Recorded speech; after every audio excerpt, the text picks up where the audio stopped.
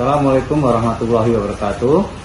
Saya Panglipur Husada, Kepala Kantor Pos Makassar, mendukung dan menghimbau kepada masyarakat Sulsel untuk mengikuti dan mendukung kebijakan pemerintah dalam penanggulangan penyebaran virus corona dengan cara: 1.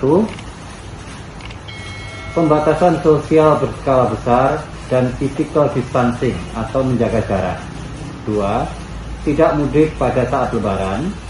3. Tidak melakukan kegiatan dengan berkumpul banyak orang seperti pernikahan, unjuk rasa, dan lain-lain. 4. Jangan percaya kepada berita hoax. Dengarkan penyampaian resmi pemerintah dan serahkan sepenuhnya penanganannya kepada pihak Polri. Dengan kerjasama yang baik antara pemerintah dan masyarakat, serta dengan izin Tuhan Yang Maha Esa, kita akan bisa melawan virus corona dan akan segera berakhir. Terima kasih. Wassalamualaikum warahmatullahi wabarakatuh.